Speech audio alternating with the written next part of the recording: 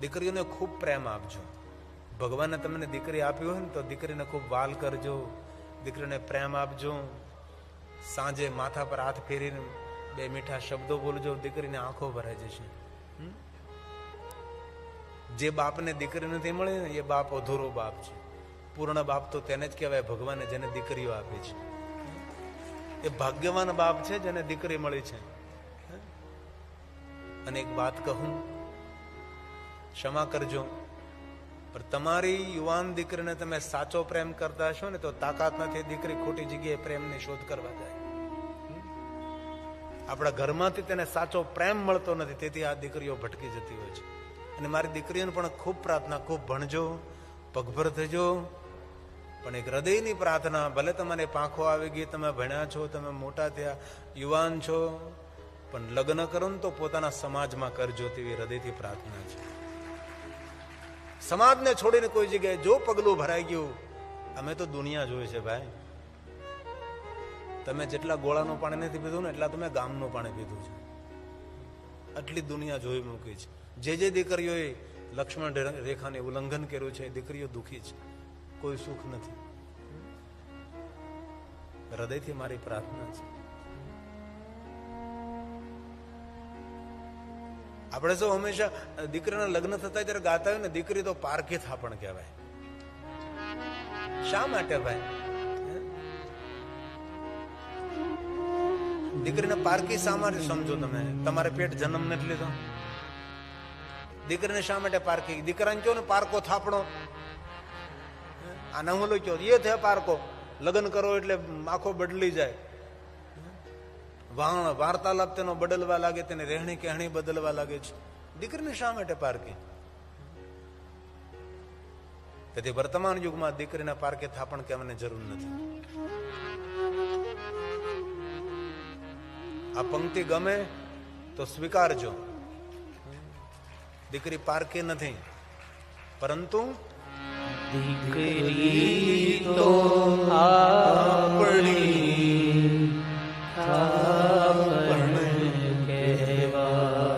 આપણી દીકરી છે. બોલીએ સાથ મેં, દીકરી તો આપણી થાપણ કહેવા. એક વાત મારે દિલથી કહેવી છે, બધી કથામાં કહું છું. દરેક બાપને મારી પ્રાર્થના, દરેક પિતાઓને પ્રાર્થના છે, દરેક માતા પિતાઓને પ્રાર્થના છે મારી. દીકરાના લગ્નમાં જરૂર તમે 1 કરોડ 2 કરોડ 3 કરોડનો ખર્ચ કરજો. મધ્યમ વર્ગી 50 લાખ રૂપિયાનો ખર્ચ કરે દીકરીના લગ્નમાં. જરૂર લગ્નમાં ખર્ચ કરજો, મારી કોઈ ના નથી.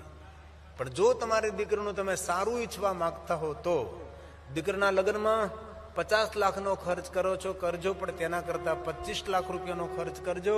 અને જે 25 લાખ રૂપિયા બચે એ દીકરાના નામથી ડિપોઝિટ કરી દેજો. કારણ કે સૂર્ય ઉગતો ને ત્યારે સૌ નમસ્કાર કરતા હોય ને જ્યારે સૂર્ય આથમે ને ત્યારે સૌ પોતાના ખડકી દરવાજા બંધ કરતા હોય છે. તેથી સારા દિવસોમાં સૌ સગા હોય છે, નબળા દિવસોમાં કોઈ પડખે નથી ઉભા રહેતા. તેથી 2 પૈસા તમારી દીકરી પાસે હશે તો દીકરી પોતાનું ગુજરાન ચલાવી લે છે. બાકી ગામમાં કેટલી દીકરીઓના લગ્ન ચા પૂછો, આ દીકરીના લગ્નમાં હું બનાવ્યું હતું, હું ખવડાવ્યું હતું, કેવી પત્રિકા કચરા પેટીમાં જાય છે. હમણાં જે એક ધનવાન પરિવારની પત્રિકા મારી પાસે આવી હતી, 7,000 રૂપિયાની એક પત્રિકા. એવી 5,000 પત્રિકા એ માણસે બનાવી હતી. કેટલો ખર્ચ! કરોડો રૂપિયાનો ખર્ચ લગ્નની અંદર કરો છો. તમને કોઈ યાદ નહીં કરે ભાઈ, 2 દી વાહવાહી કરશે. તેથી ધનપતિઓને દિલની પ્રાર્થના છે, ખોટા ખર્ચા બંધ કરો.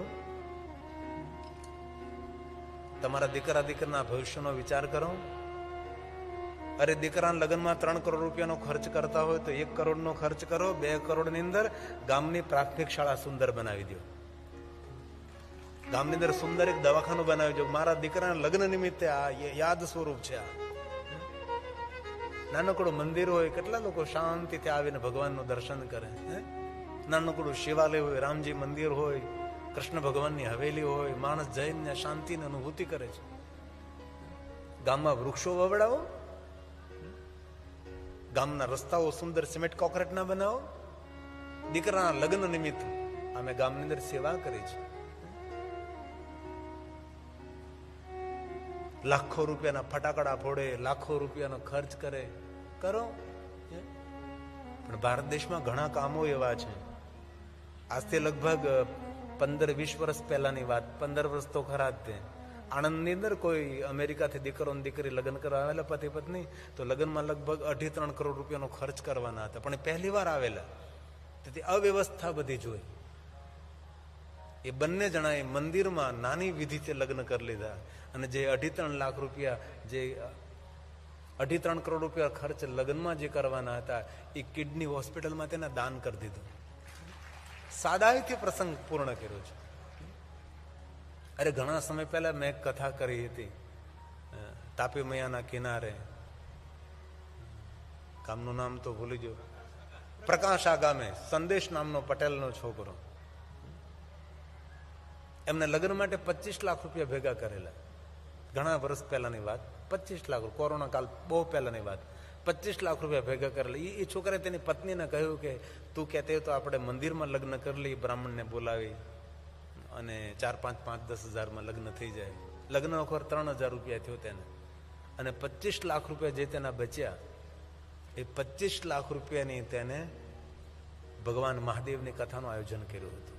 અને એ વખતે મને ખબર પડી પ્રકાશા ગામ છે, પ્રત્યક્ષ કાશી. અને 100થી વધારે જ્યાં શિવલિંગ હોય ને તેને કાશીની ઉપમા અપાય છે. અને ત્યાં કથા કરવામાં ગયો હતો. હજી પણ તેને યાદ કરે છે કે આ સંદેશ નામના દીકરાએ લગ્નમાં ખર્ચ ન કર્યો, પણ સંદેશ નામના છોકરાએ લગ્નના ખર્ચના જે પૈસા હતા તેમાંથી ભગવાન મહાદેવની કથાનું આયોજન. આજે અમે પણ તેને યાદ કરીએ છીએ.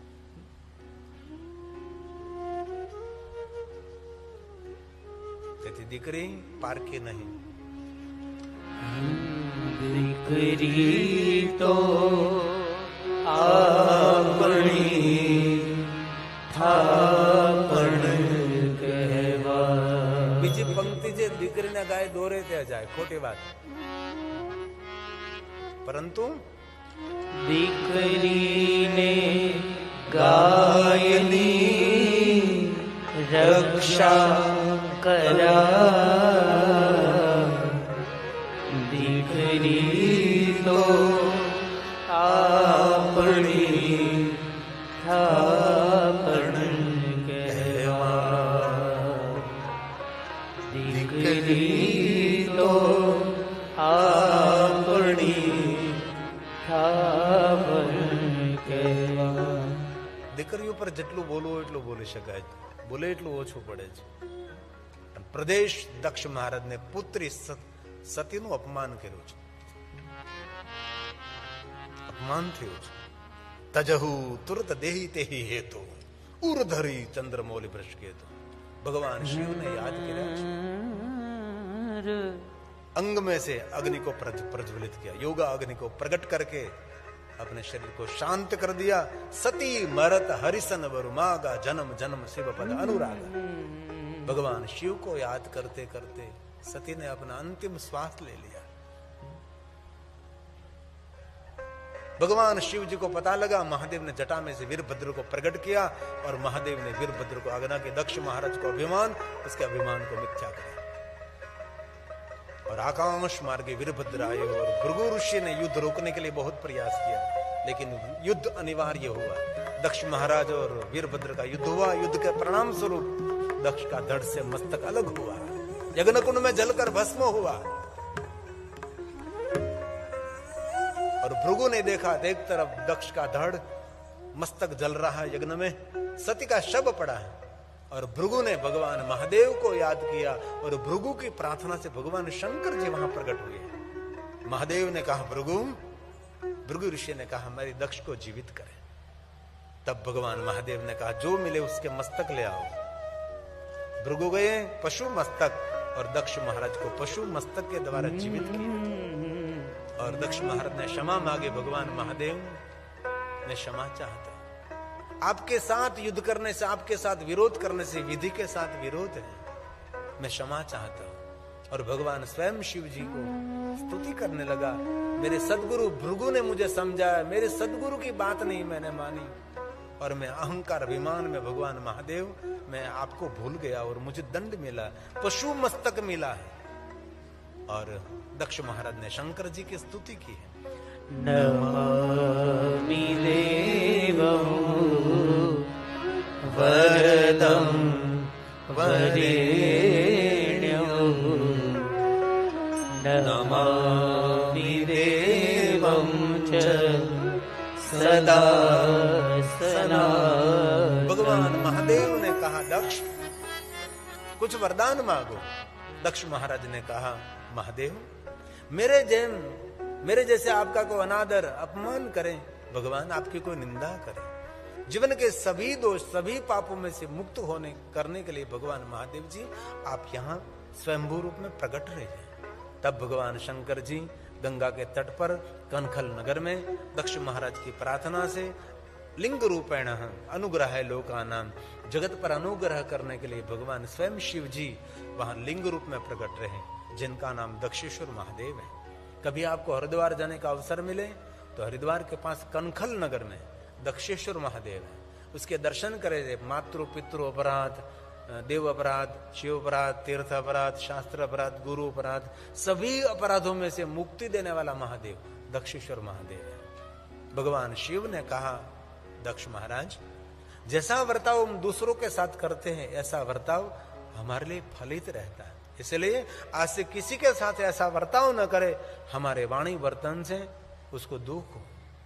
भगवान शंकर जी ने सती का शव उठाया और महादेव जी सती का शव लेकर हिमालय पहाड़ों के कंदरा में भगवान महादेव यात्रा करने लगे।